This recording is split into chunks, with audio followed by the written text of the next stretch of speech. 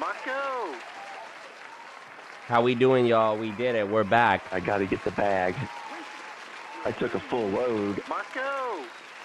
Marco! Marco! We are back. How we sounding? Let me do a little test. Oh, it sounds amazing. It sounds amazing. You guys, it is the first stream in a few weeks. Thumbs up the ting. Thumbs up the ting. I know things have been a little bit inconsistent recently, not just over the past few weeks, but actually over the past couple of months. And I just wanted to address this really quickly so that nobody's faith in the cult or your cult leader is shaken. I had to go back to Canada. I can't tell you why I had to go back to Canada, only that it was absolutely mandatory. And that it is related to the work that I do here on YouTube. I had to go back to Canada. I had no say in the matter. And I thought it was going to be for a much shorter period than it was. It ended up being close to 3 months. And during that 3 months, because of the setup of where I was staying in Canada, it was not feasible to maintain my usual stream schedule. I didn't have the same access to equipment. I didn't have a reliable internet connection a lot of the time. You would have seen me deal with that if you were watching the streams over the past couple of months. And first of all, I apologize for that because it's obviously annoying. But the goon's going through market withdrawal. Yeah, no kidding, right? But I want to thank you guys for sticking with me and supporting me. You know, I have a lot of new stuff coming. Now, anyways, fast forward. I'm back out of Canada. You guys probably saw on my Instagram that I was in Japan. This is true. As a matter of fact, thank you, Legend, for the dono. A lot of people think that I'm still in Japan. I'm no longer in Japan, although my Instagram would make you think that. He's deceptive. He's deceiving his own audience. Japan was on the way to where I am now. That's how far I am. So I had to go back to Canada. That was a couple grand to fly back, $2,000 approximately. And then I had to come fly back here afterwards because this is where I live. This is where, I have an apartment here and everything. So it was another $2 grand to come back. So basically an unexpected $4,000 expense incurred over the last 3 months. And meanwhile, at the same time, a decreased capacity to make money the way I normally do. I wish I could tell you so badly about what I'm dealing with, because if I was able to speak openly and tell you what I'm dealing with behind the scenes and what I've been dealing with for over a year now, I know that I could do like a GoFundMe campaign and raise $50,000 and that everybody's mind would be fucking blown. But unfortunately, I'm not able to do that.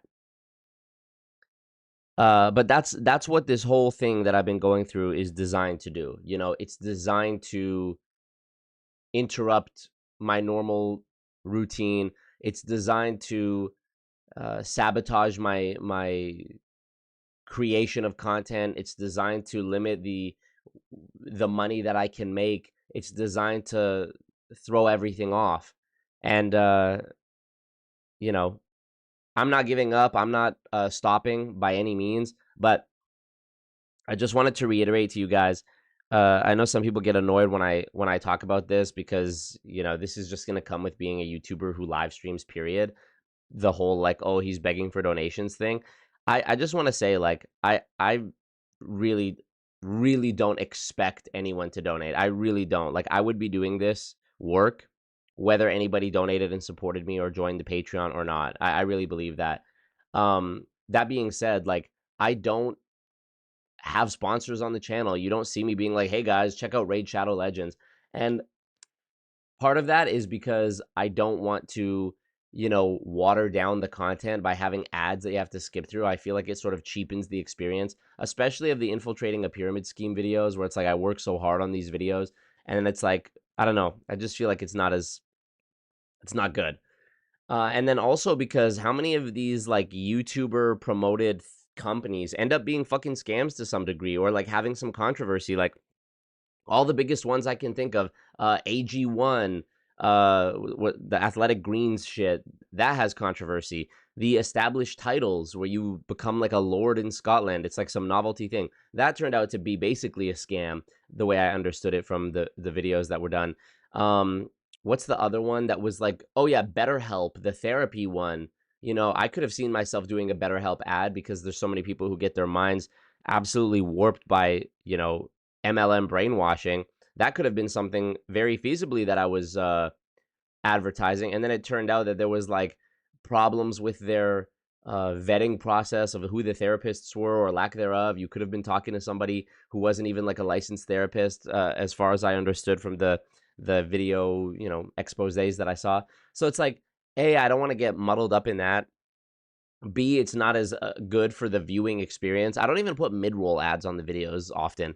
So, you know, anyways, the point I'm making is I want to continue to not have these like sponsorships and like sell out and risk damaging my own reputation as somebody who's like, thank you, X Gonzalez.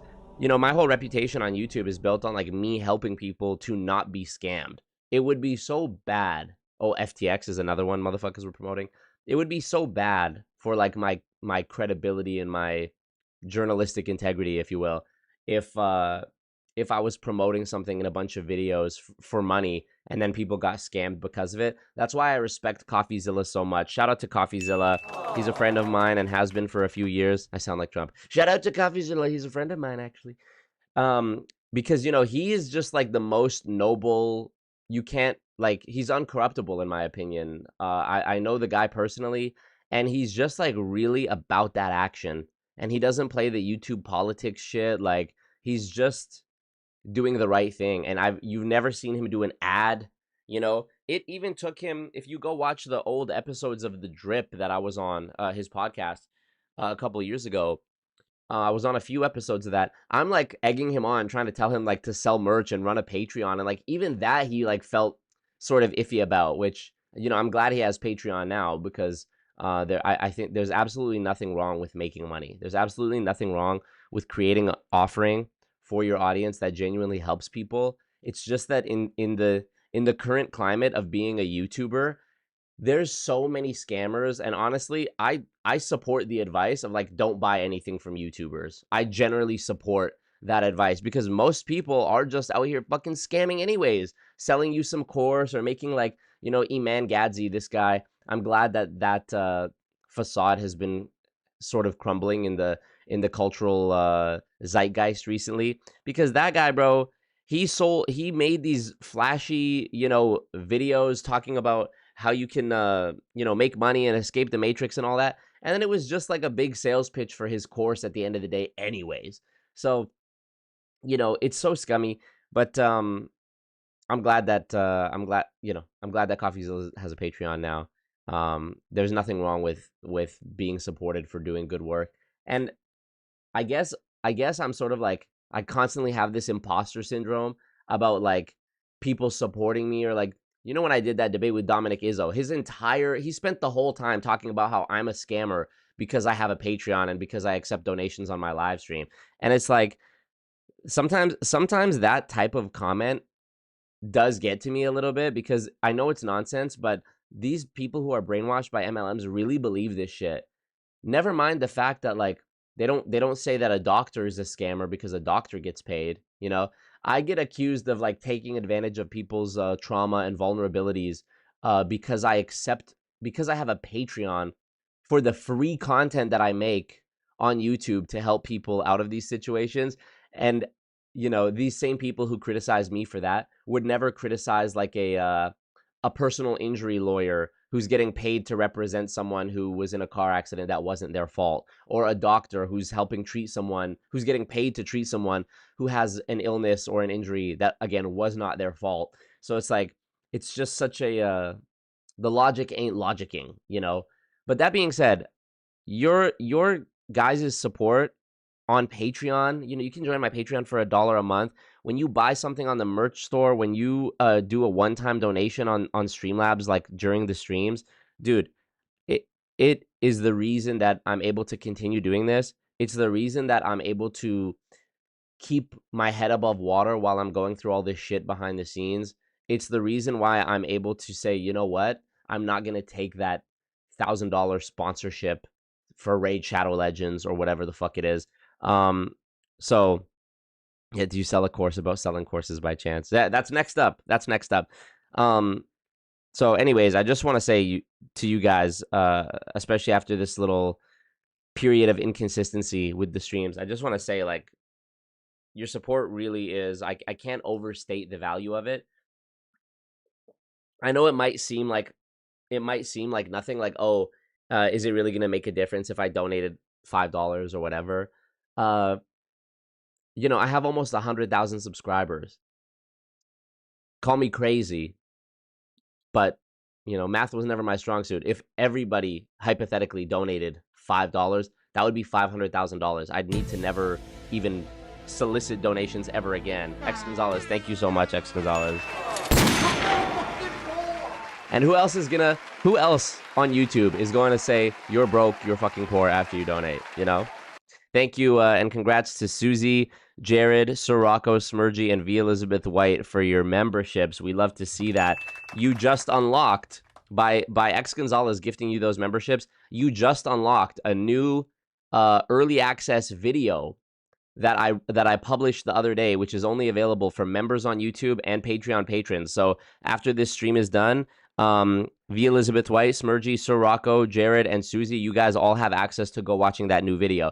That's one of the incentives of supporting me, is that you get access to all the new content early. Thank you for that, X Gonzalez. Really, it does mean a lot. He said, thumbs up the ting, gonna keep supporting you, Marco. Thank you so much, man. Really means a lot. But yeah, anyways, I don't wanna stay on that topic too long because there's a lot to cover. But for real, thank you guys for anyone who's supported me in the past. Thank you in advance to anybody who's going to support me in the future. And honestly, like, if you watch the content, if you're like here during the live streams, that's super special, because there's an infinite stream of content. You could be scrolling on TikTok and you're here in real time watching this. You know, people watching, clicking like on the videos, thumbs upping the ting, Thumbs up the ting. sharing this content. It's amazing.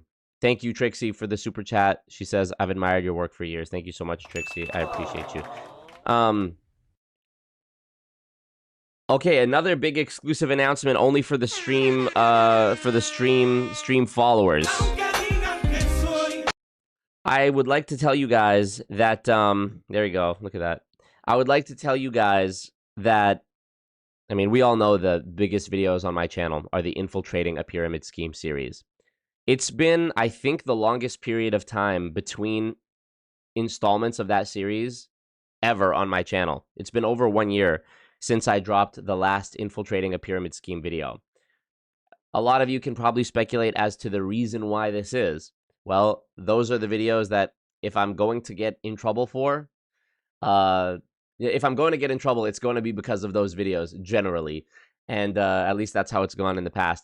So that's sort of put me off from doing it. And also the situations I've been dealing with over the past year have also sort of inhibited my ability and my desire to do another big Infiltrating a Pyramid Scheme video, because I'm juggling a lot behind the scenes already. I don't really want to add that to the plate if let's say I do a Infiltrating a Pyramid Scheme about a new company I've never talked about before, and then I get sued for it. But I've also decided that if I'm just careful about it and I prepare in advance, and like I have my lawyer on standby, and my lawyer sees the video before it comes out and is prepared, you know, in the event that I get sued overnight and I have to be in court like within 48 hours or, you know, some crazy circumstance, that I'm prepared in advance, you know, that I already have like a draft statement of defense or whatever ready before that.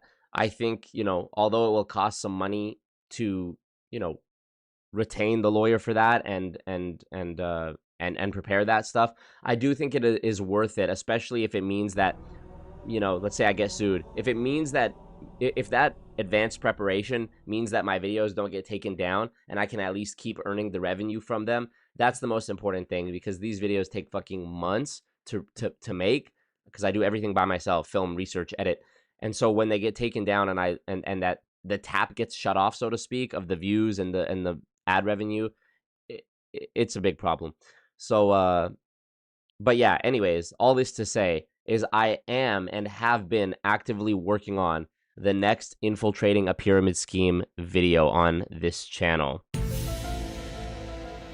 Not only that, it's a video that I always say this, but I don't know how long it's gonna be. You know, each time I do one of these infiltrating a pyramid scheme videos, I feel like they get longer, which I'm always worried about. Like, oh fuck, it's too long. Maybe people aren't gonna watch it. And then each video actually ends up doing better than the previous one. So not sure how it's gonna go, but I will say I started collecting footage and like spying on this company that I'm making the video about. I started collecting footage for it in January of 2023, over 1 year ago. And I've been, you know, over the last year and a year and a half, I guess, I've been going and like monitoring the social media profiles of these top people. Because every time I think I'm done and I'm like, hey, I can't include anymore, the amount of stuff that they keep posting that just is like, it's literally an infinite well of like deceptive and like scammer posts and Instagram stories that they make. Like, these people are on a fucking rampage. And I haven't said the name of the company because I'm trying to like be smart in advance. Like, I'll tell you, it's an infiltrating a pyramid scheme video about an MLM company. And I'm not even going to say the name until like either right before it comes out or until like you'll have to just see after it comes out.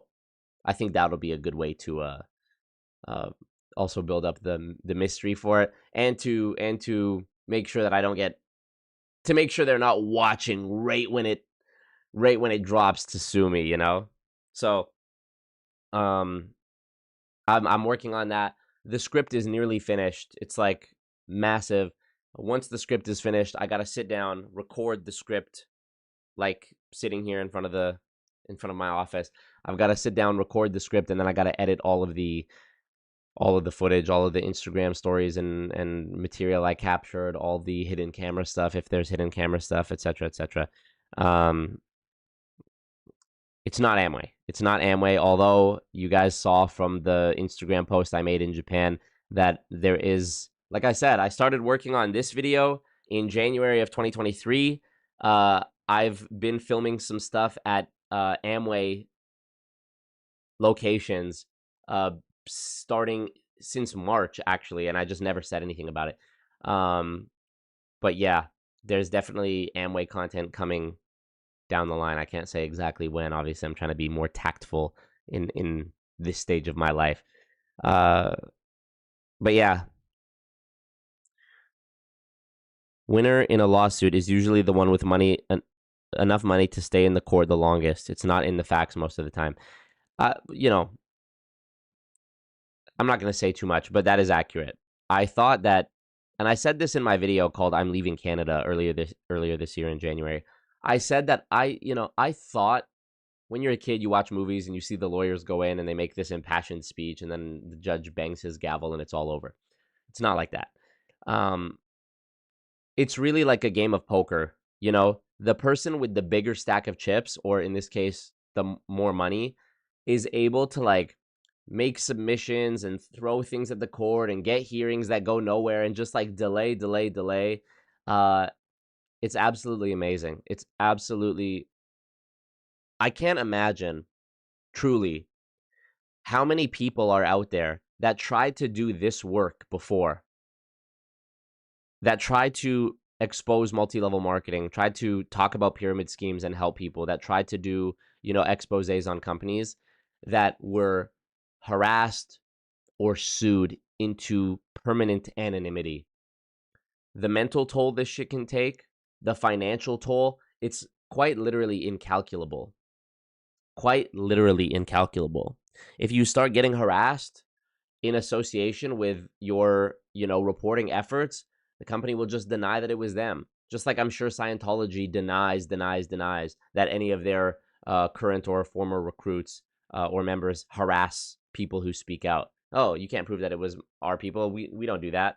I'm sure they deny it. MLMs can deny it. That's something that you can't technically prove.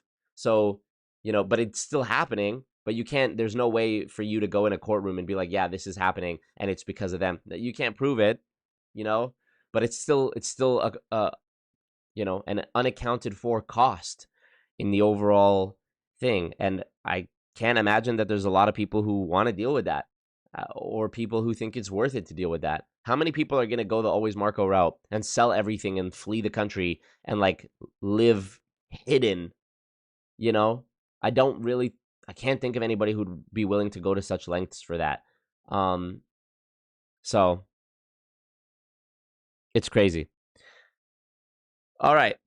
It's not Herbalife. No, it's not Herbalife, but it's similar to Herbalife. Okay, let's get to the topic of this video. It's funny. The more time goes on, the more me and Trump be having shit in common, to be honest with you. They tried to kill me. We call it assassination attempt. That's what they call it. It was such a disgrace. There was a gunman. We call it a gunman. He was on the roof. He shot me. God was watching me. It went through my ear and took a little bit of my ear, but that's okay, right? Honestly, the way they be trying to sue Trump, the way they be trying to cancel Trump and spread rumors about him, the way they be trying to assassinate Trump, I really be relating to this guy. Honestly, it's hard. Hear me out. It's hard.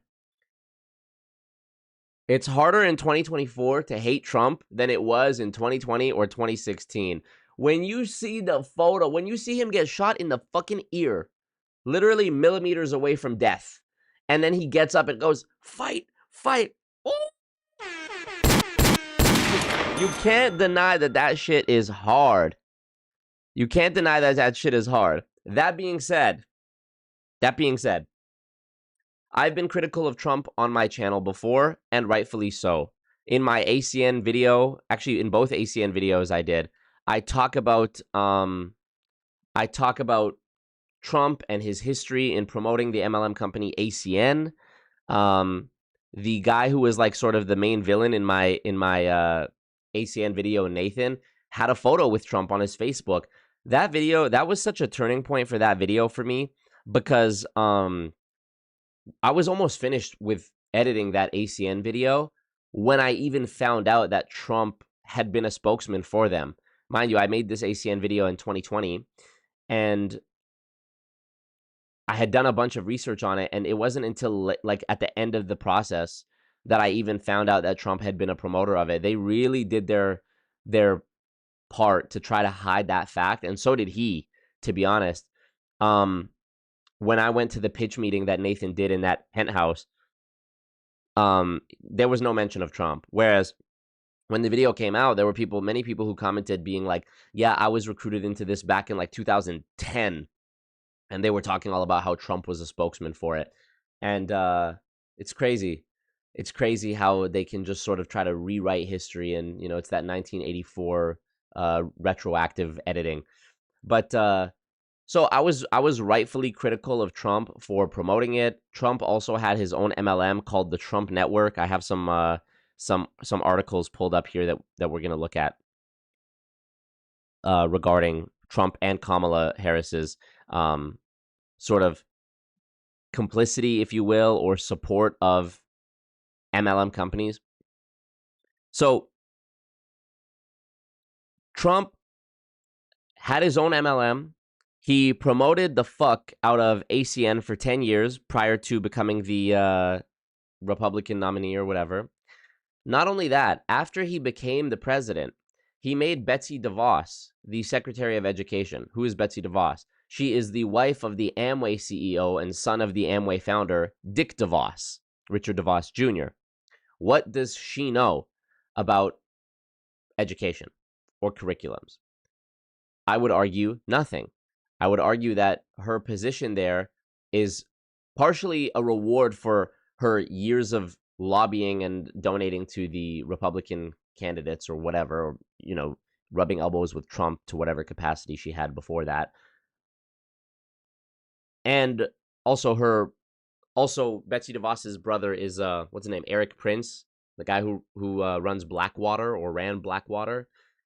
Literally the Illuminati. When you talk about the Illuminati, um, I can also see the reason for Betsy DeVos wanting to be the Secretary of Education, is so that they can introduce, Amway sponsored lunch programs in school or Amway sponsored gym class programs in elementary schools to build up the brand familiarity within young people's minds from an early age. So that way, when they get older, they have this familiarity bias, positive familiarity bias towards Amway, and that they are, less likely to believe that it's a scam when they see something on the internet that says, yeah, this is a scam, pyramid scheme, whatever. I can see a clear motivation for that. Not only that, Trump also made Carl Icahn his special advisor to the stock market.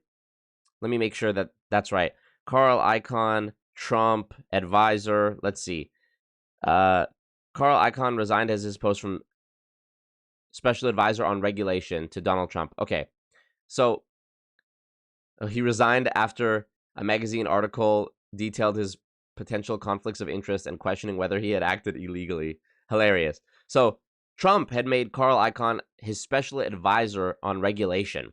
What's funny about that is that Carl Icahn, if you haven't seen the movie Betting on Zero, Carl Icahn is the guy who opposed Bill Ackman's short position on Herbalife. Bill Ackman famously exposed Herbalife as being a pyramid scheme. It was like a big $50 million investigation and publicity campaign to reveal to the world that Herbalife was a pyramid scheme.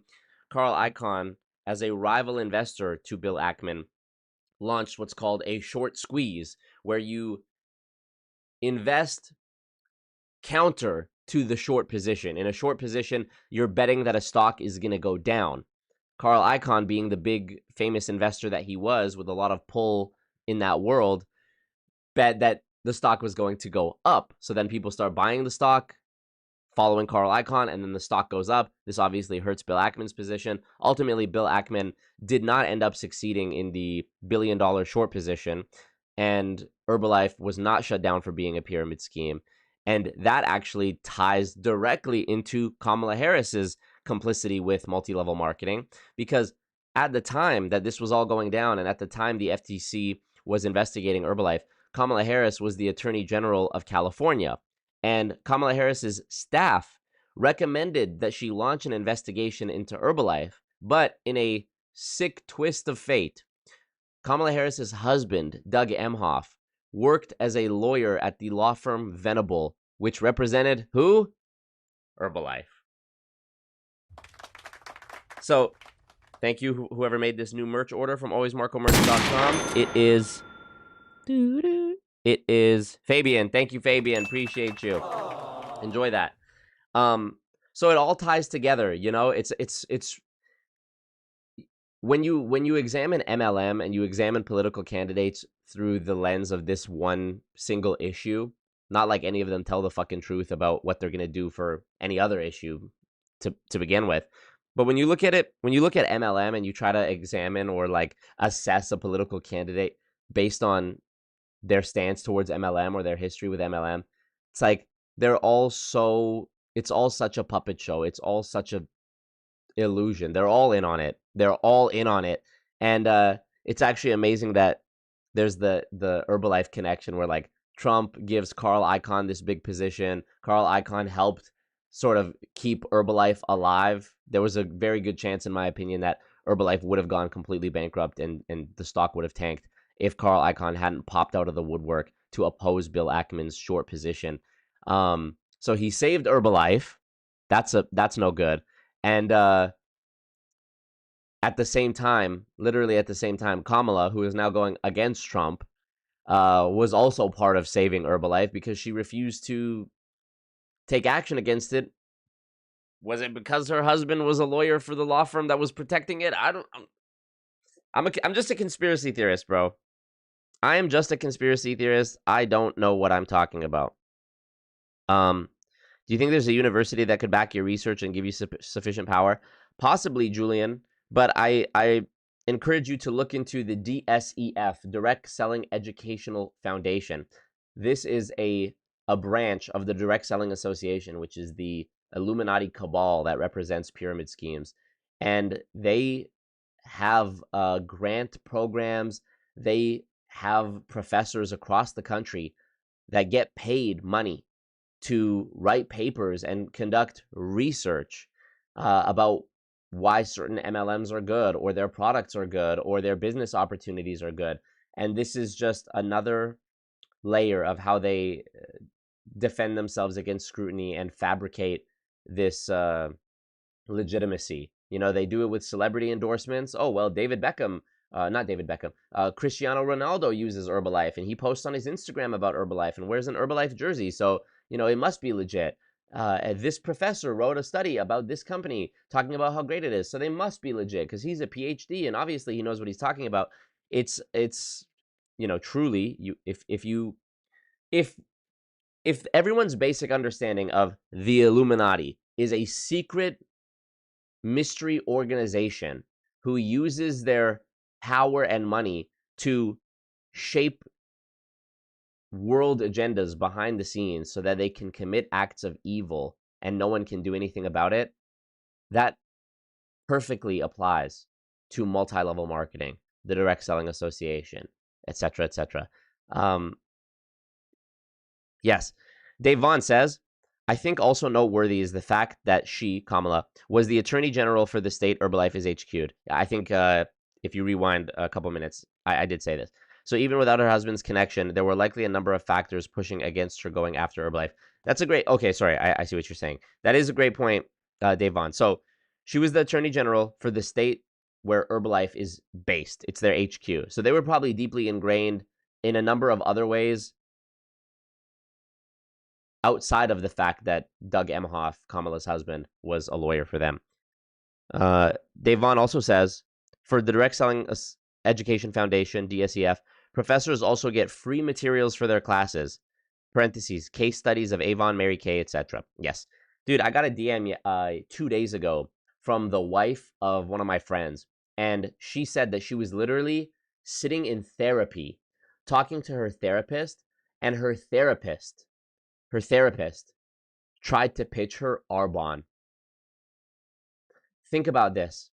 She's sitting there in therapy, crying, talking about her personal traumas and struggles, and her therapist, in what has to be the most blatant violation of her, you know, responsibilities and duty of care and ethical standards as a therapist, steps over the line to try to recruit this person into arbonne.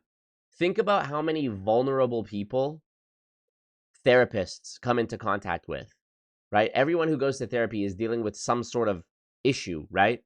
No one's going there for fun. I can't think of a more predatory, maybe like a doctor. I can't think of a more predatory position that one could be in to push a pyramid scheme. Not only that,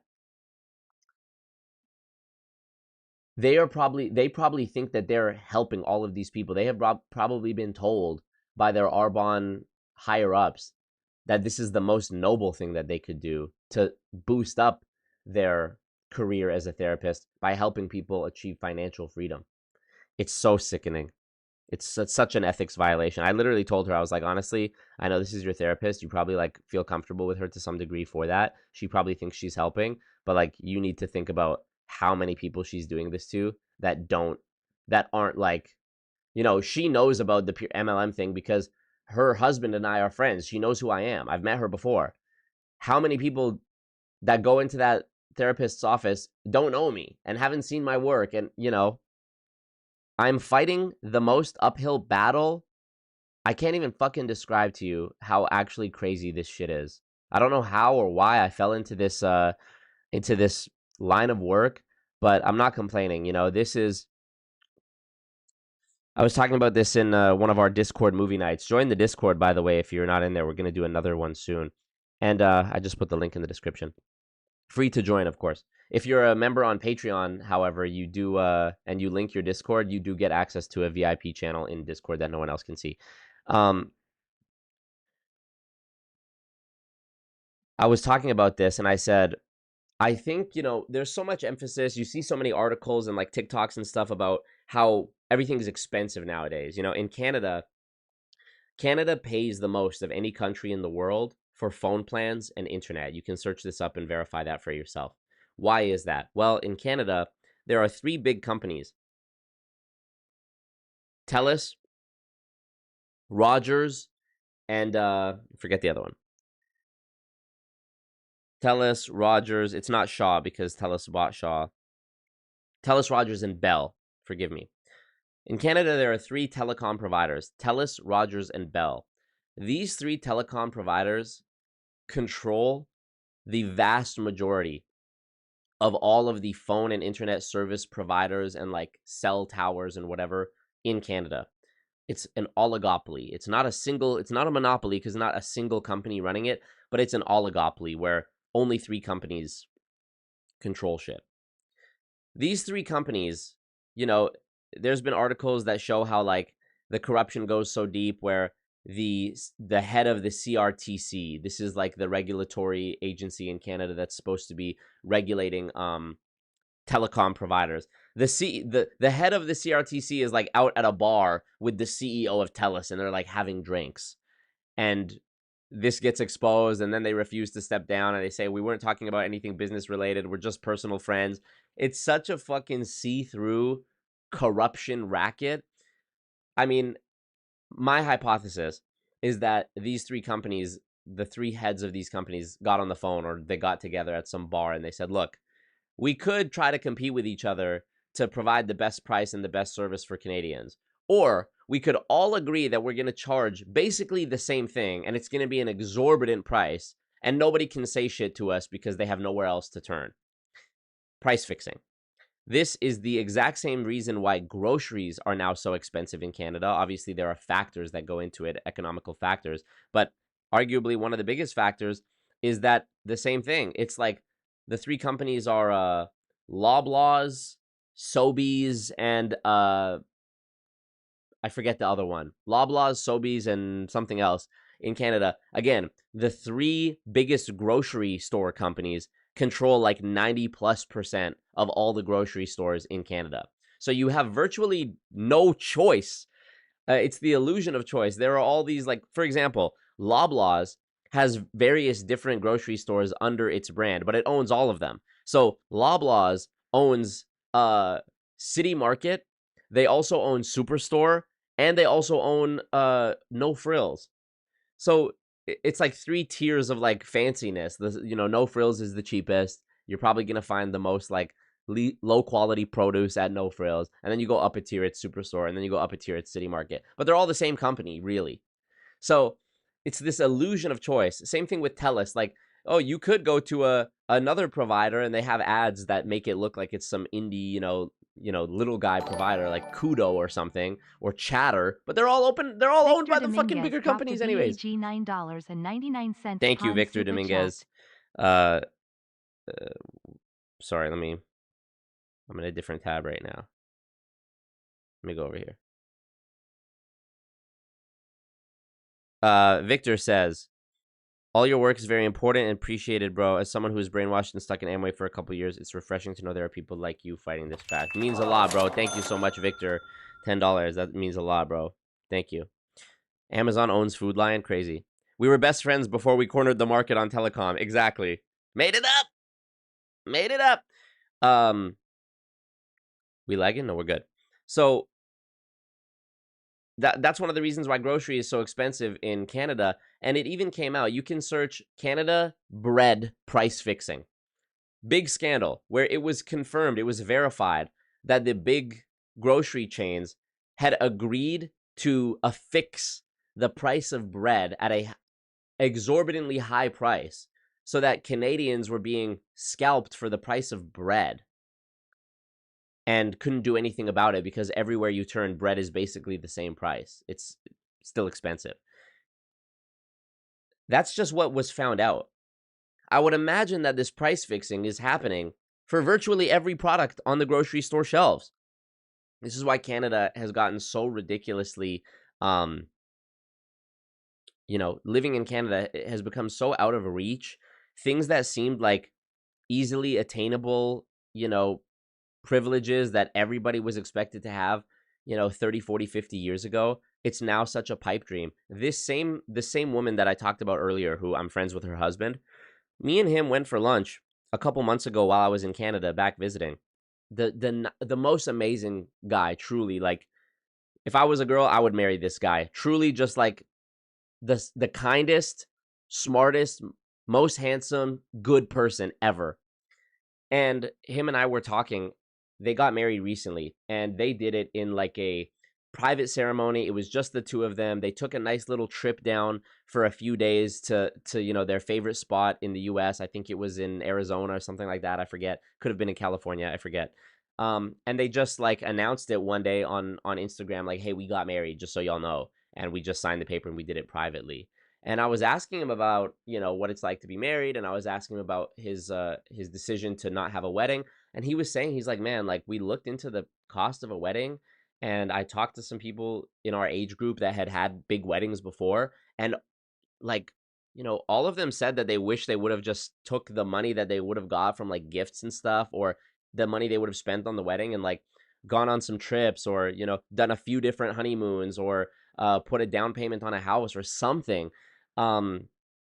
And it makes sense. I mean, think about how much money you spend on a wedding and how much time you spend planning just for like, most of it is you trying to make sure the night is going good. And then you dance for a couple hours at the end of the night. Like, it is kind of whack if you think about it, Is it worth it for all the pictures? And I don't know, maybe, but for that kind of bag, bro, you could go rent or buy a wedding dress and a wedding tuxedo and take all the bridal photos you want, and like have your friends and family come by to a nice place and do wedding photos, or do it in the backyard or something, without actually having to spend money on catering and open bar and venue and wedding planner and DJ and lighting and photographer, videographer, and all this shit. So things like that, it's like just less feasible, less realistic nowadays. Same thing with owning a house.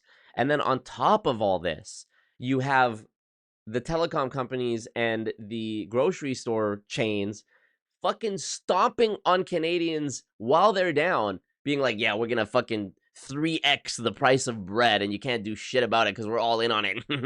And on top of that, you have multi-level marketing companies who have seeped into virtually every facet of human life. They're everywhere you turn, hiding in plain sight, hiding behind the eyes of your friend, your work colleague, your relatives, your therapist.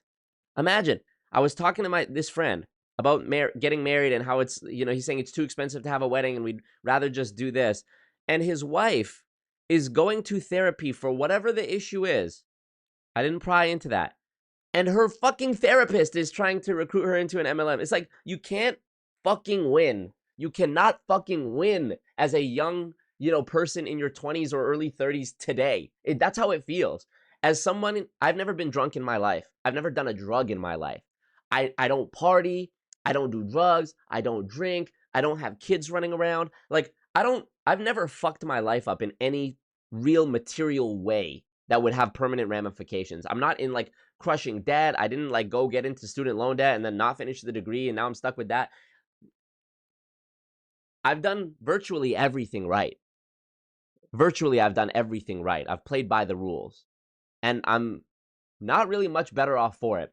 The point of me saying all of this, the point of me tying all of these threads together about like the corruption of Trump having Carl Icahn as his special advisor to regulation, and how Kamala Harris was low-key in on it because she also helped Herbalife. And then you look at how all-encompassing the evil cabal of multi-level marketing is. And then you factor in all these other layers of like, the phone plan is ridiculously expensive. The groceries are expensive. You can't buy bread. You can't get married. You can't buy a house.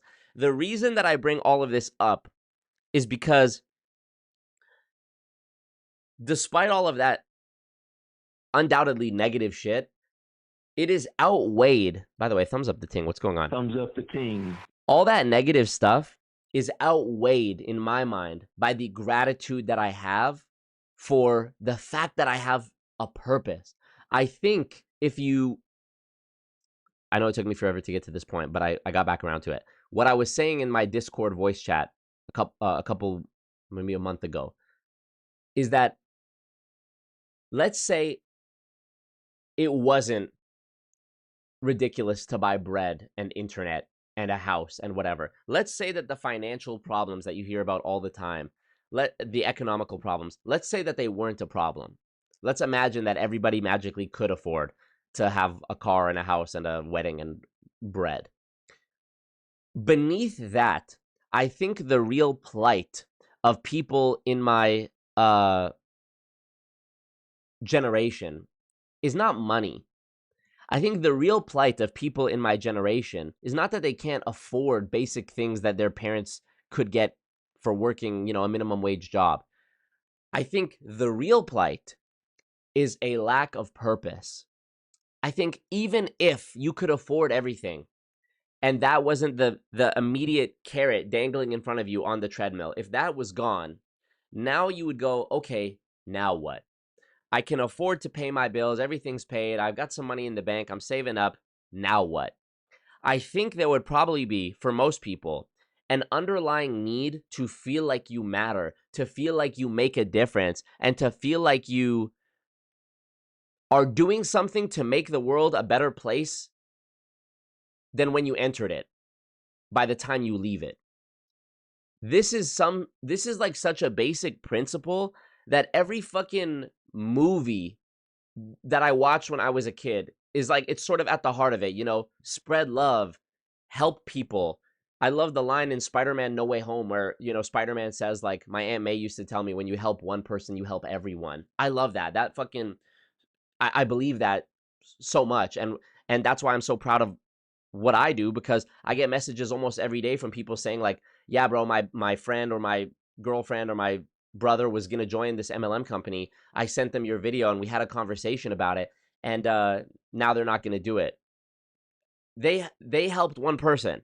And that one person, that one video I made or whatever that they shared could have potentially saved that whole relationship, which is amazing. I got a message on Patreon from somebody recently. By the way, if I don't respond to your DM on Instagram and you're on my Patreon, I respond to every message on Patreon.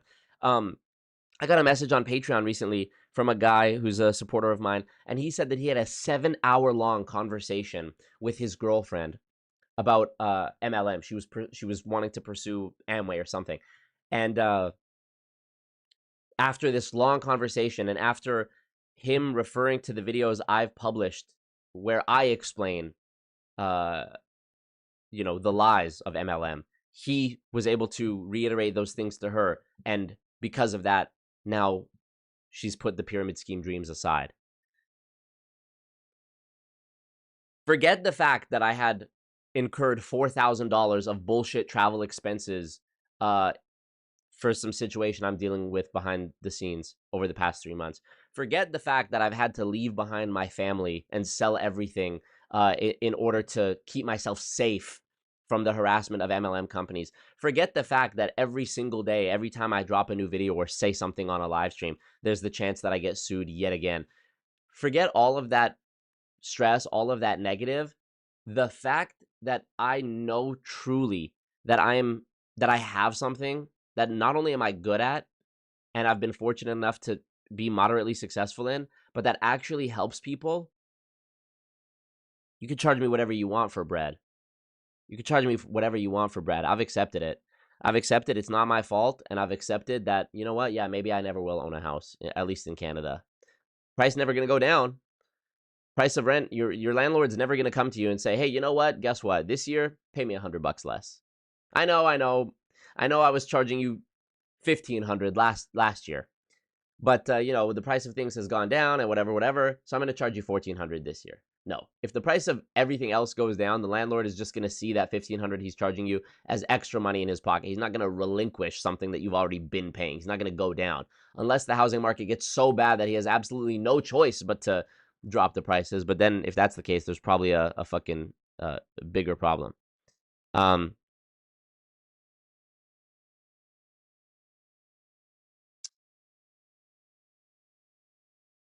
Anyways, I think that is the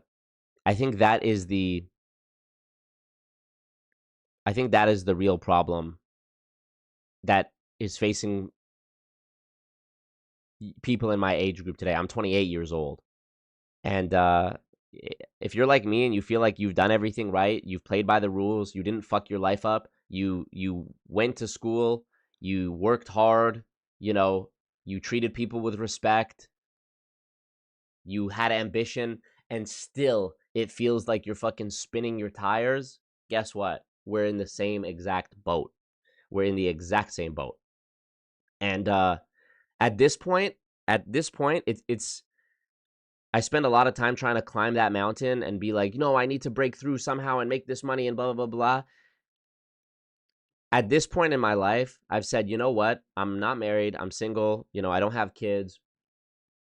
As long as I am taking care of my base responsibilities to myself, keeping the lights on, keeping the rent paid, you know, keeping my, you know, cleaning my room, you know, cleaning my apartment, and keeping myself fed and like going to the gym and, you know, trying to become strong.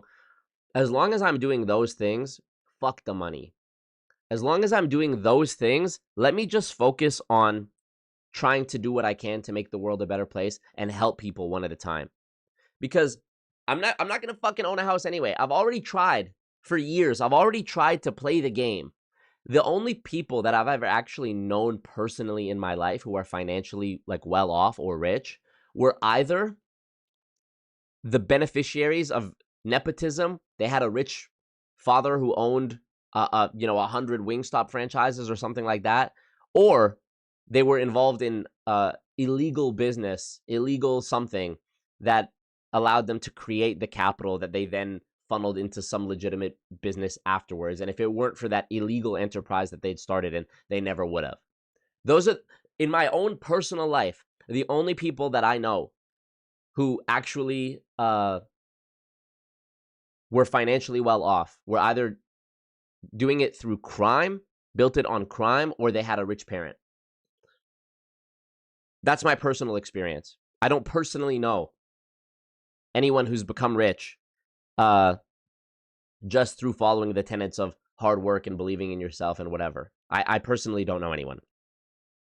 For a long time, I tried to tell myself, you know, oh yeah, you know, the boomer thing, oh, you just pick yourself up by your bootstraps and cut your costs and whatever. I did it. And that mindset has done a lot of good for me in my life. You know, the whole just work harder, nobody cares. For sure. More often than not has that been a positive mindset. But at some point, you're just deluding yourself. At some point, I'm like, okay, if me, a young, eloquent, smart, handsome, able-bodied man who works hard and is committed and did everything right, is still having, you know, who doesn't even have like existential problems like, you know, big, you know, I didn't have a big injury. I didn't have like some friend or relative who was like a crackhead that came in and stole all my stuff or stole my car. Like I didn't have a big hiccup in my life. And it's still, you know, and I was privileged enough to be born in Canada and like, you know, have access to all of these privileges that people, you know, clean water, electricity, you know, food. And still, then you know what? I'm good. I'm good. Exactly. Pick yourself up by your bootstraps. What if your boots are on fire? Or rather, what if you don't have bootstraps? You know, we don't have bootstraps. So this is my message to y'all. Like they said in Spider-Man No Way Home, when you help one person, you help everyone. I love it. I love the harassment. I love the lawsuits. I love the hate messages from anonymous accounts. I love the death threats. I love it. Why do I love it?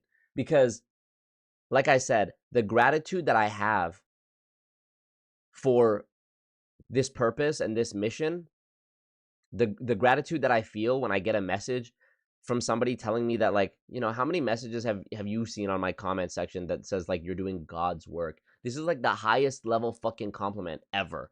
If I'm doing God's work, then by that logic, the people that I'm opposing are doing the devil's work. This is, like, such a high level, damn near hyperbolic level of emphasis that people bestow upon me for the work that I'm doing. Now, obviously, you should keep yourself grounded. I read something once that said, you're never as good as they say you are, and you're never as bad as they say you are. So when people tell me things like you're a hero, you're doing God's work, I try to take it with a grain of salt, because you'll become fucking Foozy Tube if you if you let these comments get to your head. And likewise, when people say that I'm just a scammer trying to push my own grift by having a Patreon, you're not as bad as they say you are either. But bro, I tried for many years to play this game of like, let's just get rich, let's just get rich.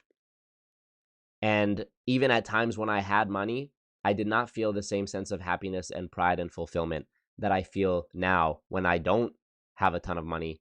And it's a constant grind, but I know I'm genuinely helping people. I'm not telling you to give up. Obviously, you still have to fucking go to work and, cover the basic responsibilities. But I just want you to know, if you're feeling like, if you're looking on Instagram and thinking everybody else is doing so much better than me, I want you to know it's not true. And I actually scripted and planned out this video several months ago, but it's a video that I'm going to drop soon about how actually easy it is to fake happiness online and how easy it is to fake being a success, and that genuinely everyone is lying. Even people who don't necessarily do it with like a malicious intent, even people who are just like, your friends, regular people, private accounts, everyone is lying because everyone only posts their best moments on Instagram. How many times have you seen like some girl's Instagram and she's posting with her boyfriend all the time and talking about the love of my life and whatever, and then one day, poof, all the pictures are gone. Oh shit, I guess that motherfucker's out. And you never saw it coming. Well, because you've only been seeing the fucking the good highlights. Imagine if everybody like, when girls go out to dinner or go on vacation with their boyfriend, they're posting all day about it. Imagine if every time something bad happened, you also had to post about it, Yeah, we got in a fight because he was driving and I was looking at the GPS on the phone and I accidentally told him to go on the wrong turn, but it wasn't my fault because the thing was rerouting and the data wouldn't load and we had a bad signal, but then he got mad at me and then I got mad at him because he got mad at me and now we're in a big fight. Everybody is lying, bro. Everybody is lying. What's real is like the impact that you have on one person. Don't think that you have to go and be some fucking giant like influencer or like run a nonprofit organization or like be at a soup kitchen. Those are all amazing things if you can do those things. But I'm just saying, helping people, helping one person helps everybody. And I guess that sort of goes back to what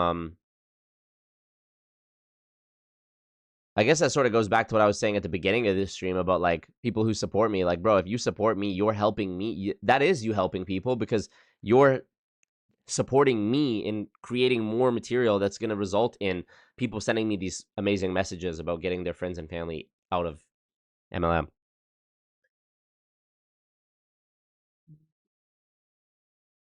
Take Profit Cam missing the point. Woo! Take Profit Cam says, not true at all, Marco. You're committed to what you assume your purpose is. If you spent the same amount of time pursuing money as you do helping people and exposing the MLM, you'd be up in that arena. Completely missing the point / not listening. Yes, Take Profit Cam. I had already established that I have pursued the money route before and focused entirely on money. And there have been times in my life where I did have money. There have been times in my life where I had more money than I could think of what could I buy today. And what I said is that I was not nearly as fulfilled, or I did not feel the same sense of pride or happiness or purpose as when now I'm just focused on helping people and not so focused on making as much money as possible. That was the point. And going back earlier to the talking about people's lack of purpose, my point was that even if money was no object to most people, I think they would still struggle to find purpose. That's the real underlying plight. Money is not going to make you happy. It's true. It can help, but it is not the thing. Wow, M-Dub. M-Dub just dropped a BAG 41 M-Dub, Canadian bro. dollars and 49 cents. Thank you so much, bro. That means a lot. That's a big bag. That's a big bag. Thank you, bro.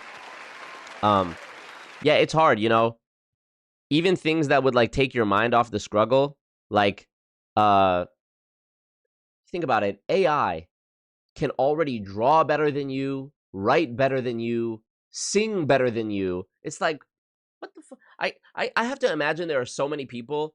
I mean, I don't even have to imagine. The statistics fucking support what I'm about to say. More people are depressed than ever. More people have anxiety than ever. More people are committing suicide than ever. Less people are getting married than ever. Less people are having children than ever. I was just, a friend recently just told me that in South Korea, they're offering financial incentives for you to date South Korean women because their replacement rate is like, the amount of births they're having is like 0.5 children per household. Far less than their replacement rate. So they're offering money to foreigners to bring their foreign money to come there and date. And if you get married, it's more money. And if you get them pregnant, it's more money. And you have more kids, it's more money. I also heard the same thing about Japan, that there's some Japan like basically a baby daddy visa where they'll give you a visa to let you live there if you're dating some girl and get some girl pregnant in Japan. I don't know if that's true. Okay, it is true apparently, it says according to Susie. So think about that. You know, the lack of purpose and the amount of apathy out there, the amount of people who are just like, fuck it, I give up. It's so sad, frankly. You look at what's going on, it's such a disgrace. 4 years ago, everyone had a purpose. Now you look at what Sleepy Joe Biden is doing, and nobody has purpose anymore, but that's okay, right? You know, and then Kamala. What can be, unburdened by what was, unburdened by what has been. I kind of feel, let me throw Kamala a bone for a second here. When people put together those supercuts of her saying the same shit, where she's like, you know, what can be, unburdened by what has been. I know it makes it seem like when politicians repeat the same thing over and over again, it makes them appear like disingenuous. But, you know, they're going on a tour to talk about their you know, political issues that they're standing on, right? It makes sense that they would be saying the same things over and over, right? Like when Taylor Swift goes on tour, she's singing the same songs. When a comedian goes on tour, they're telling the same jokes each time. Think about how disingenuous it is when a comedian goes on stage for the 50th time to tell the same joke, and they're like laughing at their own joke. It's like, you, not only did you come up with this, you also said it 50 times. There's no way you're still laughing at this. So, and also Trump, they're coming up through the southern, oh shit, Dr. B, bro, come on now. Dr. B This is amazing. Thank you guys. $100 to the cult. Let's go. Keep up the work. Let's go.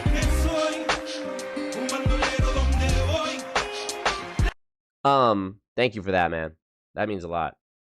When Trump is like, they're coming up through the southern border, they're sending their worst, they're killers, they're rapists. No jobs, there's no jobs, black jobs.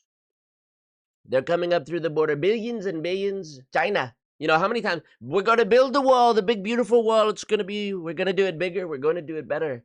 I know a lot of people, they tell me, Donald, nobody knows more about walls than me. Sir, are we going to build the wall? So he's been saying the same shit for forever, too. Again, it's almost pointless to even fucking argue about it. It's fun, but it's literally, even if motherfuckers are saying, yeah, when I get into office, I'm going to do this, I'm going to do that, you can't hold them to that. They could get into office and all the shit they said that on day one in office, I'm going to, and then they don't do it. Okay, what can you do? Oh, well, I guess I voted for another guy who lied to me. All you can control is what you can do. All you can control is the difference you make in somebody's life by yourself today.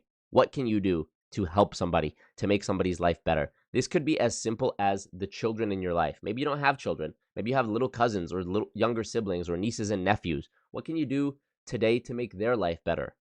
Maybe today's the day you surprise them with a chocolate bar and they remember it for the rest of their life. You know, they're probably, I mean, maybe they're more privileged than that and they're not going to remember because they've had a million chocolate bars. If it was me when I was a kid and somebody came and surprised me with a chocolate bar, you know, I didn't have the best childhood. You know, write this down. Let me read some of your guys' comments. Thank you guys so fucking much for this financial support. I'm once again asking for your financial support. The Bernie Sanders thing. And then Biden. You know, it was 1962, and I rode a bike. Hey, listen up, folks. Here's the deal. A little smirk he does. I don't know if you guys saw the Kill Tony episode of Shane Gillis as Trump and Adam Ray as Biden. It's got like fucking 14 million views already. I'm sure you've all seen it. But wow. That's like probably the best Trump impression work I've ever seen, especially because he had like the full makeup and wig and suit on, but like the full mannerisms down to like the little clapping, the clapping down here, the pointing, the fucking you know, when he does this shit where he's like the shoulder shifting, you know, this when he does all that shit. It's amazing. Okay. Maribel Blue, thank you for joining the Patreon earlier today. Julie Anderson, did I get in here for some air horn? Sorry, you're probably not even here anymore. I scrolled way far back. Dave Vaughn, hopefully you're still here. Man said, even if it's just linking direct sales to an appropriate route to entrepreneurship and business, it would be wrong in her position. Oh yes, with the therapist. Absolutely. Thumbs up the stream. I swear to all that is, I swear to all that can be, unburdened by what has been. If I refresh this page and there's 100 people watching, but 50 likes or some bullshit, we're all going to where you don't want to go. What you were about to witness is real. The participants are not actors. They are. You don't want to be there. I treat motherfuckers worse than Judge Judy in Goon Court.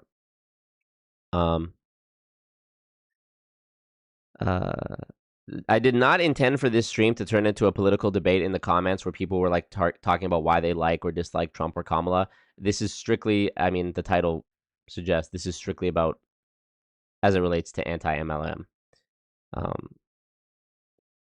Okay, I'm reading your comments. Please don't think, if you've just tuned in, welcome. Thumbs up the ting. Thumbs up the ting. Don't think that I'm just sitting here like staring blankly at my laptop and I forgot that the camera's on. I'm reading your guys' comments, and I want to make sure I shout out any donations that came through that I might have missed, and also reading anything that's that pops out to me.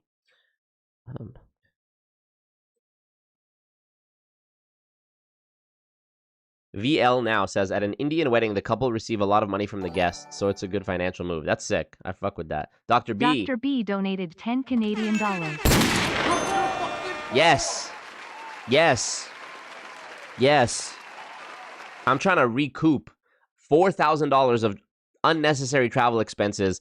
That was not for fun. It was not for vacation. It was because I had to return to Canada for a behind-the-scenes situation that is vital to the continuance of this YouTube channel. That's all I can say.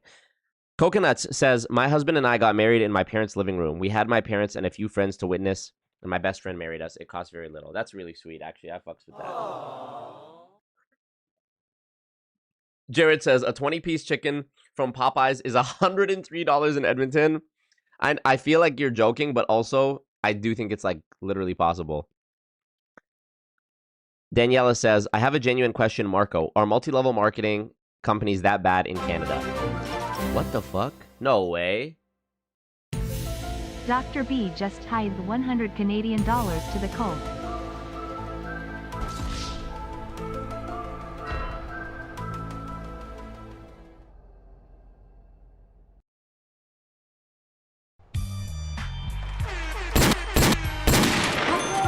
Thumbs up the team. Marco! Do you like me? I gotta get the bag. God did. It's all about residual income. Money. Knowledge. It's an evil world we live in. Thanks, Marco. Anyhow. Because you'd be in jail. Damn. Damn. It's up and it's stuck.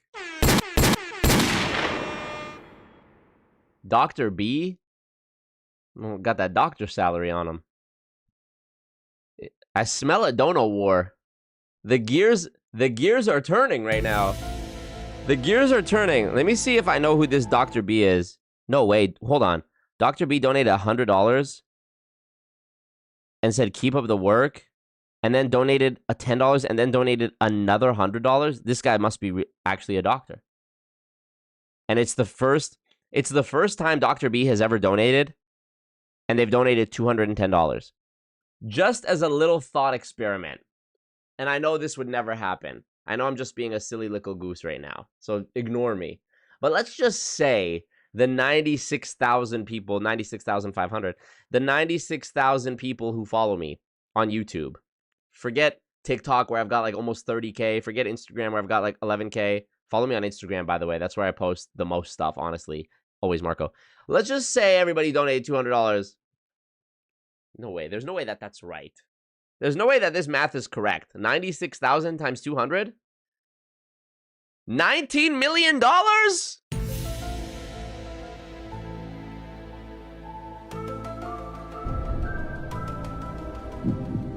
There's no way that that's correct. 100,000 times 200. I guess it is $20 million. 100,000. Bro, I need to do a GoFundMe. 100,000 times $5 is $500,000. I must be bad at business. There's really no reason I shouldn't have $1 million, right?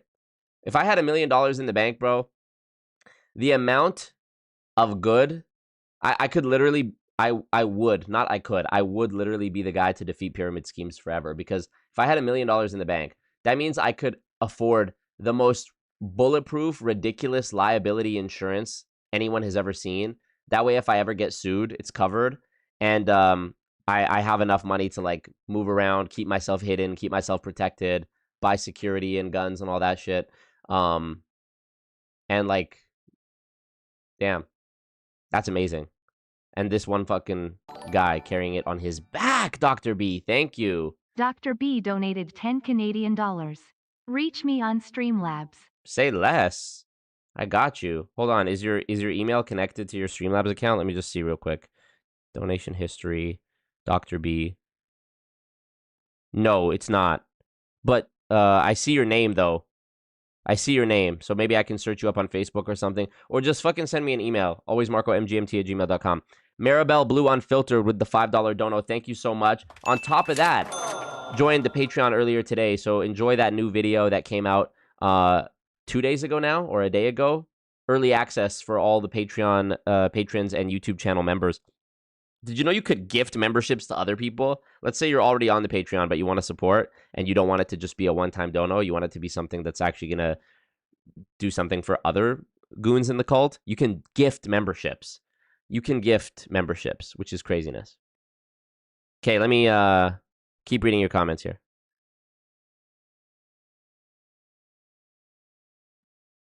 Thank you again, Dr. B. You are the GOAT. Dr. G, am I right? Let's see. The kids are fighting. LOL. Market crashes, houses go down, we end up in too bad of shape to buy. Rich scoop up the deals. Yeah, bars. Just get a cat, says Coconuts. Then you don't need a spouse or kids. Your cat will be needy and demand food like a kid. They will get mad and hiss at you for no reason like a girlfriend or wife. Hilarious. Frankly, we love the hate mail. We can't get enough of hate mail. We call it love mail. That's what they call it. 10 goon points to whoever can Photoshop the Trump picture with Marco's face on it. Ooh, that's hard. The one of him going fight? Yeah. Skin tone, everything. Make it match.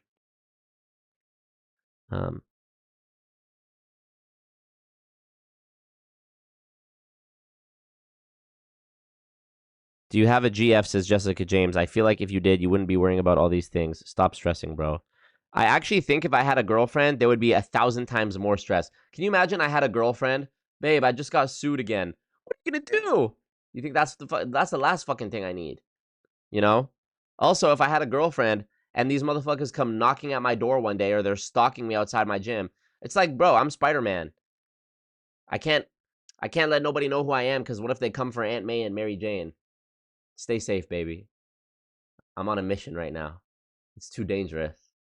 I wish. It's not you, it's me. Oh! Let me chill.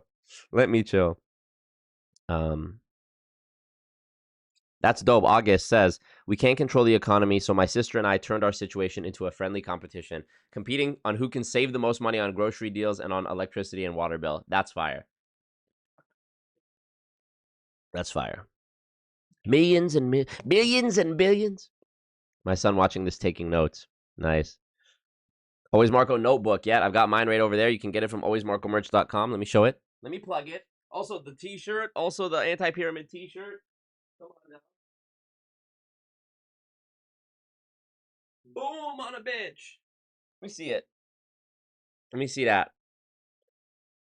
Write this down. It's actually a beautiful book. I love this thing. Look at the pages. Enough lines to write whatever you want.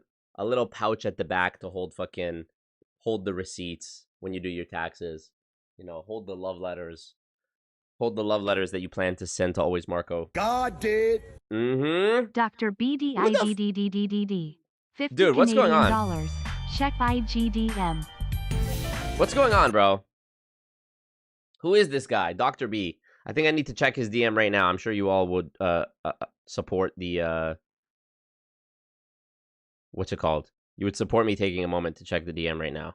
This got to be him. He just followed me on IG. Dr. B. Dr. B, I got you on IG. The realist. I'm messaging Dr. B in real time. He says, keep me anon. Shh. I have no idea what you're talking about, Dr. B. Don't know who you are. I would never tell. I will keep Dr. B's... I will die with Dr. B's name in my mouth. You will never see me talk about Dr. B. Who? Dr. Who? Dude, with all due respect, Dr. B carried this shit on his shoulders so far. Dr. B carried this shit on his shoulder. Make a little tiny difference. Okay, when Trump says, or when Biden says, "Hey man, look folks, here's the deal." That's my favorite. That's Biden's favorite. Look, and I went, look. When he just gives up on the train of thought and goes, "Look." So bad. The doctor is in for real. Okay, almost caught up on these comments. Let me see. Ni hao. Can you do a dono for Trump versus Biden? What? What do you mean by that? Like donate if you like Biden, but donate if you like Trump? And donating to me actually impacts it not at all? Fuck MLM, we running up the bag. Inshallah, bro. For real. Alexis says, in my culture, weddings are also a financial decision. You go through all that organizational stress for the gift in an envelope, right? You can marry for the free, but without a wedding, it doesn't count. Interesting. Dr. B wants a date at this point. Dr. B can get it, bro. I'm broke, I'm fucking poor, but I still love you. Thank you, Johnny. Johnny, you've done so much to support this cult. I appreciate you. The next goal is to turn the chat green again. Make the chat. We're going to make the chat green again, folks. With memberships, because people who are YouTube channel members, their name shows up in green. Sam says, wishing you the best, Marco. Please be safe. I'm wondering what your friends, family think of your recent pursuits. Hope you are supported. Thank you, man. Yes, my friends and family, they do support what I do. I think most of it is because they know that I'm not going to stop doing it. It's sort of a double-edged sword. Family are so weird, right? Family will tell you that they support what you're doing and they think it's good. Like, for example, if you were a doctor, I'm sure many people who are doctors or surgeons have heard this from family. Yeah, it's amazing what you're doing. You're helping people, blah, blah, blah. But I see it's putting you through so much stress and it's long hours. Why don't you do something else? It's a tough thing to reconcile because on one hand, they're saying they appreciate what you do, at the same time trying to steer you towards something else, which makes it seem like they don't appreciate what you do or they don't support it. But I know it comes from them wanting the best for you. With me, it's like, it's very hard for family members of mine, despite the fact they know that the good I'm doing, it's hard for them to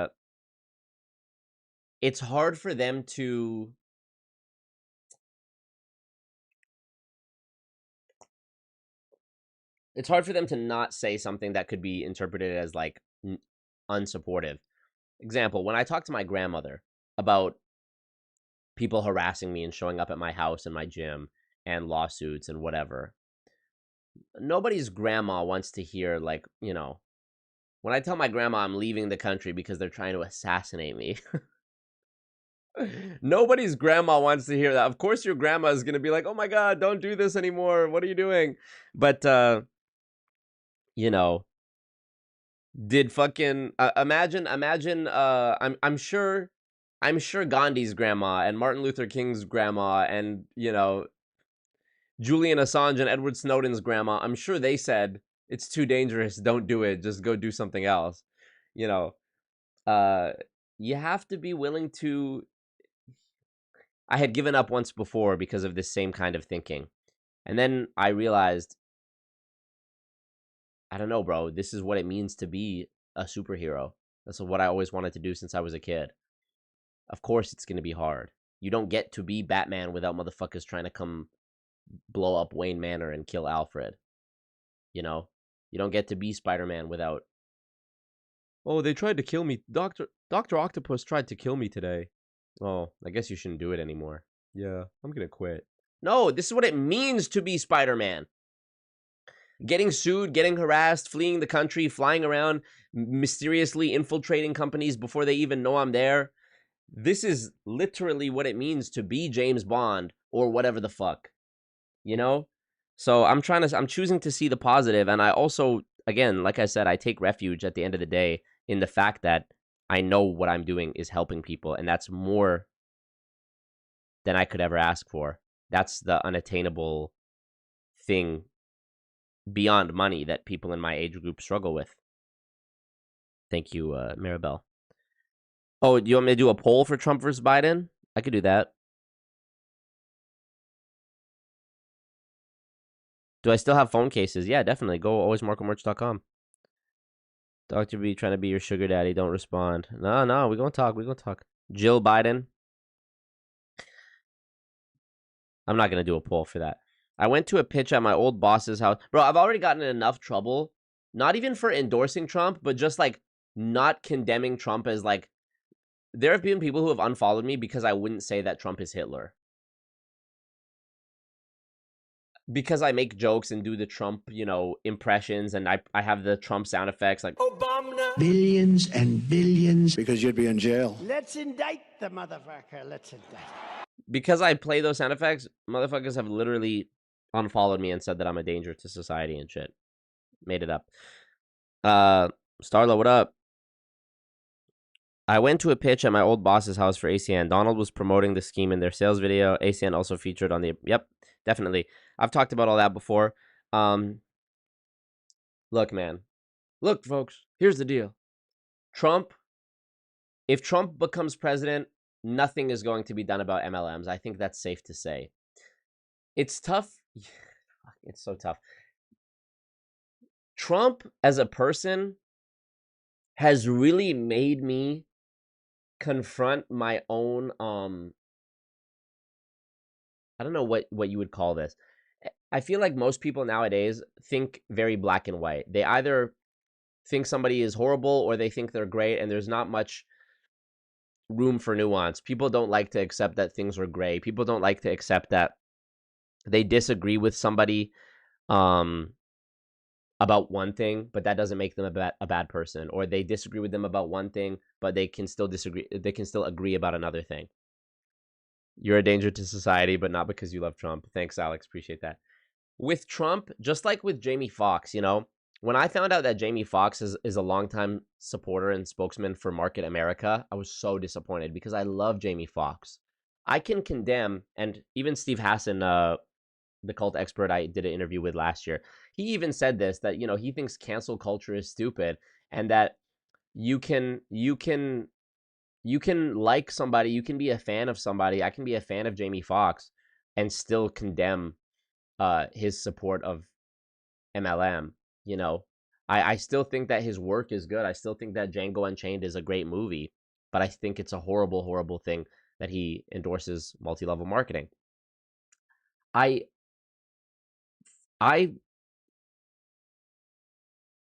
resist throwing Jamie Foxx completely out because he supports multi-level marketing. Do I think it's so horrible and it's like beyond calculation how bad it is? Absolutely.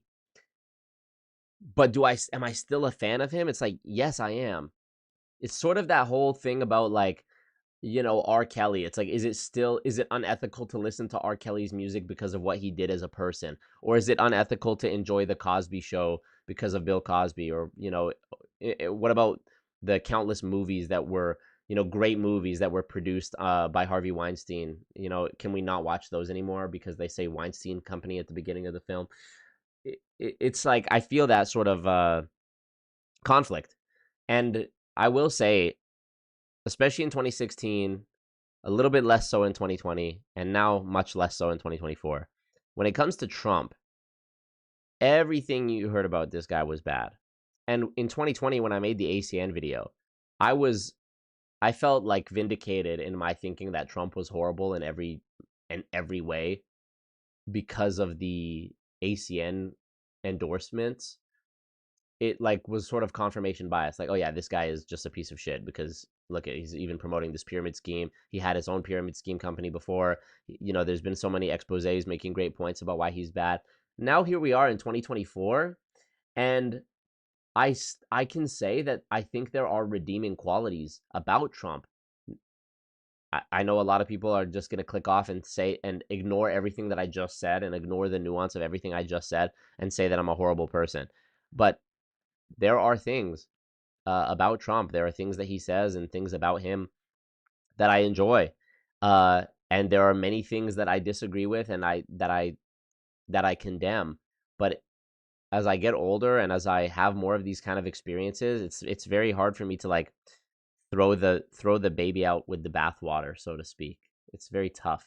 I saw a comment from somebody on Reddit. This is a mistake. If you're a fucking YouTuber or an influencer, do not go on Reddit and search your own name, because Reddit is just such a cesspit. Like it's like people talk about how Twitter is such a negative place. Reddit is the most negative place. Like people on Reddit, I've literally seen TikToks that like parody, like skits that parody how miserable people on Reddit are. Reddit is like the one platform where it doesn't matter how many followers you have. So people are just like anonymously shitposting on Reddit. I saw someone on Reddit say that I was a piece of shit. Me, the whole person, was a piece of shit. I don't even remember what the reason was. It was something silly. But they had said that I, as an entire person, am a piece of shit because of this one thing. And I just thought that was funny. It's like, okay, this one thing that maybe you disagreed with, I don't even think that the thing that they the thing they said is the reason wasn't even accurate. It was like it was untrue to begin with, and they said I'm a piece of shit for it. It's just crazy how like easy people are to write it off. Because I'm sitting there looking at it and I'm thinking like, damn, am I a piece of shit when I'm like doing nice things for my family? Am I a piece of shit when I'm spending time with my nieces? Am I a piece of shit when I'm like trying to help people out of pyramid schemes? Am I a piece of shit when I'm like generally nice to people? Am I a piece of, you know, I started thinking about all these ways that I'm not a piece of shit and why I disagreed with somebody saying I was a piece of shit. But ultimately, it's like that type of stuff you just got to laugh at. Like I said before, you're never as good as they say you are, and you're never as bad as they say you are. Dave Vaughn says, in education, you separate the behaviors from the person. There's obviously patterns of behavior that raise concerns, but people also get boxed into behaviors and labels. Yeah, bars. Facts and bars. I'm going to refresh this page, and I swear to the Lord above, Thumbs up the team. or whoever it is, if there right now the page hasn't refreshed since the beginning of the stream, and there's 23 likes. If I refresh, 127. Okay, we're good. We're good. We're good. Thank you, guys. Bumper sticker that says Giant Meteor 2024 just ended already. Hilarious. You know, I think in 20 years, you're going to think it's silly that you ever argued with somebody about Trump versus Kamala or Trump versus Biden, because it doesn't matter. It doesn't matter. As a matter of fact, I'm going to say another thing that's probably going to get people mad at me because they already have their preconceived notions about this person. Again, you can not like somebody and they can still say things that are true. You can dislike someone, and that doesn't mean that everything they say is wrong. I watched recently a Ben Shapiro. No! Ah! Everyone clutch your pearls, duck for cover. I watched a Ben Shapiro. Mind you, I disagree with Ben Shapiro about a lot. But I watched a Ben Shapiro 3-part series called Kamala on his channel. It's tough. It's strange. I can't even find it when I search Ben Shapiro Kamala. You have to like go to Ben Shapiro's YouTube channel, click videos, and then like Control F and find it. I watched this 3-part series about Kamala Harris and like her coming up through the political world. It's basically a documentary broken into 3 parts. 27 minutes in part 1, 36 minutes, and 24 minutes or 25 minutes. And it talks all about like her early career, her coming up, seeking higher office as she went. And I have to say, are there probably things in there that I'm unaware of that have been like emphasized in a certain direction based on a certain bias? Probably. But I will say there's a lot of stuff in there that like he cites the sources for the research to verify what he's saying. And I learned a lot that I didn't know before. And I thought it was a very well-researched and well-presented series about Kamala. So, you know, just so we're clear and nobody's having an anxiety attack over this stream, I don't like either of them. Also, in case you needed more of a reason to not care about what I'm saying, I'm Canadian. So I, you know, maybe you could argue that I influence American people because of my YouTube, but there's 89 people watching this right now. I really don't think I'm swinging the election in the United States. And I'm also not even a voter of the United States myself because I'm a Canadian citizen. But I don't really care for either of them, to be honest with you. And, you know, my big mission is going against multi-level marketing. So that's obviously something I take into account when trying to assess either of these people. And they're both in on it. Trump, I will say Trump sort of takes the cake from Kamala when it comes to who's done more to support multi-level marketing and like push these scams. It's Trump far and away. There's probably not a single person on earth that I can think of that has done more to support and prop up multi-level marketing scams than Trump. From having his own MLM company, the Trump Network, to supporting the MLM company ACN. He had them in 2 episodes of The Apprentice. He spoke at their events and did promotional videos for them for 10 years. That's huge. And then making Carl Icahn a special advisor to regulation. This is the guy who literally saved Herbalife. To having Betsy DeVos, the wife of the Amway CEO, as his Secretary of Education. There's nobody who has elevated MLM to the high levels, the high echelons of society and like power than Trump. Without a doubt. Without a doubt. That being said, if Kamala becomes the president, I also don't think she's going to do much by way of helping. As a matter of fact, when it comes to Biden, I haven't seen any direct ties between Biden and MLM. And I will say that I think Lena Khan, the current FTC chair, who's quite young, she's I think 35. I like what she's doing. I like her, and I think that she's doing well. You'll see her make a brief appearance in my new video that's coming out, which if you're a member on YouTube or on Patreon, you can see it now. The new video that I have coming out right away before this infiltrating a pyramid scheme video, the video that's coming out is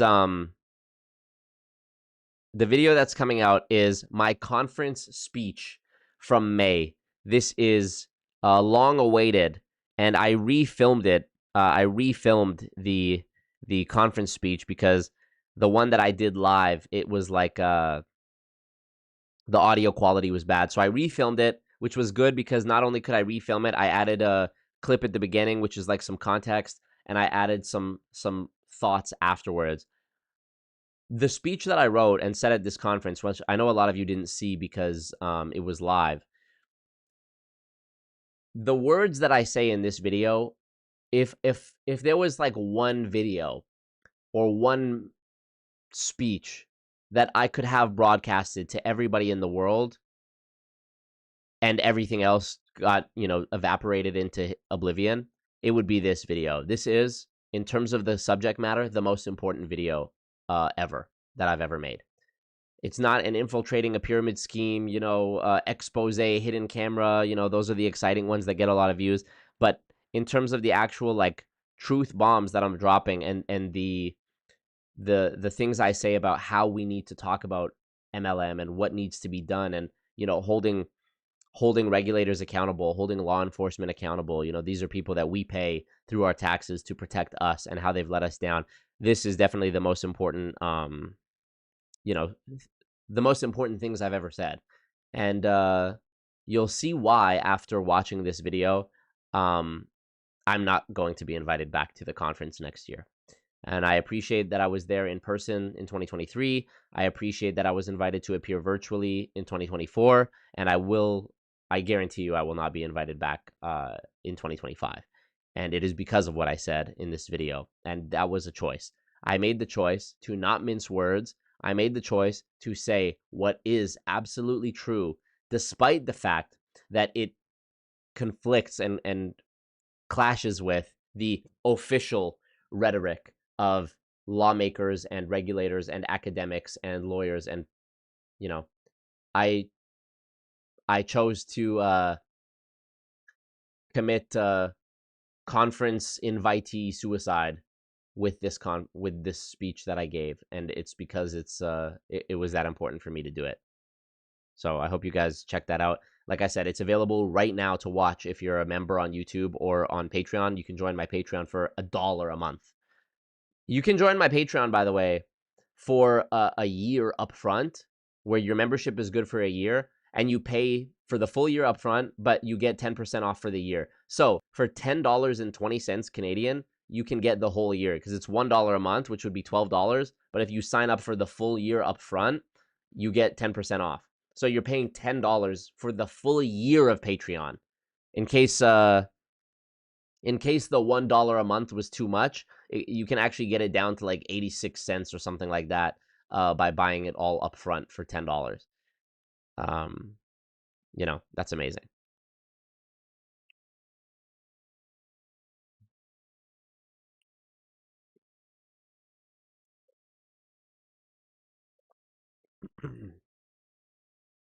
It's ready to hear about your pizza coconuts. Dave Vaughn says, I think the administration that comes with the candidate also means less accountability for MLMs under Trump, DOJ, FTC, etc. I agree with that. In that case, when it comes to who will be better for MLM, Kamala or Trump, I can't say obviously about them as individuals. I don't think it's going to make much of a difference. But in terms of administrations, assuming that Kamala is going to keep a lot of the same administration members as Trump would, as Biden would. Right now, Lena Khan is the FTC chair under Biden, and I like what she's doing. I think she's doing the most in terms of like antitrust and competition and monopolies and whatever. So in that case, this is interesting, Dave Vaughn. Thank you for that. I think in that case, Kamala being president and keeping the appointees of like the Federal Trade Commission, like Lena Khan, keeping her there for the next 4 years under Kamala is actually the better thing for MLM. That being said, even under Biden, nothing substantial has happened with MLM. So maybe the chances are slightly better with Kamala being president, but I think Kamala being president overall carries with it a lot more downside probably than Trump would than Trump. Can you imagine Kamala Harris walking into a room with Putin and trying to fucking negotiate with Putin? Come on, bro. Let's just be reasonable about this for a second. I know Trump got clowned on for being like so serious, like to the point where like he wouldn't even take a joke early on. But I'd rather a motherfucker who's too serious than, as they call her, Laughing Kamala, the Joker, completely unhinged. I just don't see it. when Trump was president, the country was not at war with anyone, as far as I know. When Trump was president, he was the only president ever to go to North Korea and make peace. When Trump was president, the economy was good. You know, I know people like to hate, but there's certainly problems with Trump. The same problem is going to be with Kamala. Go look into Kamala's background. I actually do highly recommend the Ben Shapiro series called Scamala. I thought it was really well done. And maybe you can say, oh, I'm not watching that because it's Ben Shapiro, but you would be the one, you would be highlighting your own biases if you did that, because you're not willing to hear the information because of who it's coming from. I think, by all means, if you like Kamala Harris, go watch it.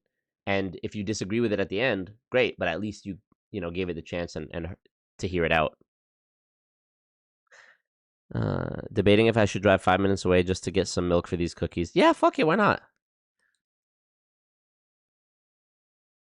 Some credit cards will forgive $1 if that's the only charge for the month, right? Starla says, I don't quite understand how previous Marco supporters were that bothered by your political opinions when these viewers and supporters preach two things against at one time. The anti-MLM movement. Two things against at one time. I'm not sure what you mean.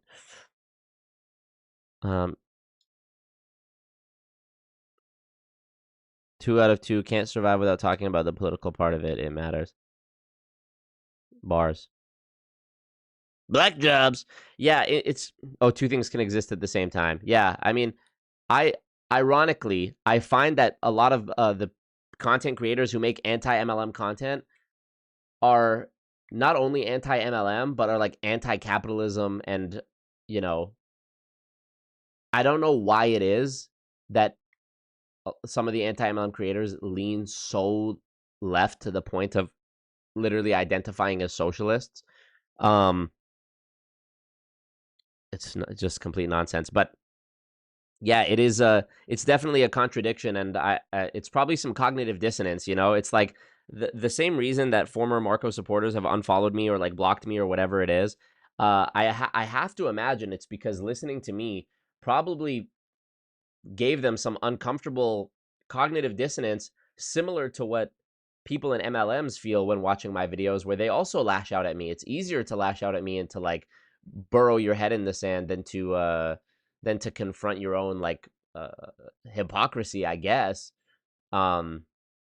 It's not, people are much more, this is a scientifically proven fact. People are much more likely to agree or believe information that supports what they already believe than to take in new information that challenges what they believe and changes their mind. I used to have this too, until I realized that changing your mind is actually a superpower. If you believe something and then you find out that you're wrong, or you receive new information that changes your mind, a lot of people feel like, oh, fuck, this is embarrassing. I don't want to change my mind because then people are going to think I'm a hypocrite. Actually, changing your mind is a superpower that you should be proud of. If you change your mind, it shows, A, that you're a person who values increasing your own intelligence and is not a, just biased, ignorant fool. If somebody says, oh, yeah, well, you think this now, but you said that before. Yeah, guess what? I learned new information and I changed my mind. I thought I believed that then, and I know better now. I don't know why that's embarrassing for people. I don't know why, like, that's the basis of all learning, right? Not knowing and now knowing. What can be unburdened by what has been, So I love it. I used to think that if I go into an argument or a debate with someone and I get them to change their mind, that I won, which is true, but I actually would prefer to lose, because if I go into an argument with my beliefs and I change another person's mind, I've given them the gift of knowledge. They've become smarter because I've given them a point of view or some information that they didn't have before that allowed them to grow and change their mind. But I stayed the same. I was the flame that was already lit, and I lit the other candle. I would much prefer to be given the new information and be wrong, because that means I became smarter. Fortunately, that is a I don't think that's a common approach, and I don't think it's going to become one.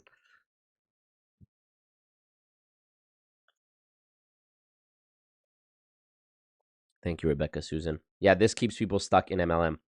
Bro, even my former best friend who was in World Financial Group, he hadn't even been in the company for like over a year when I made my first WFG video.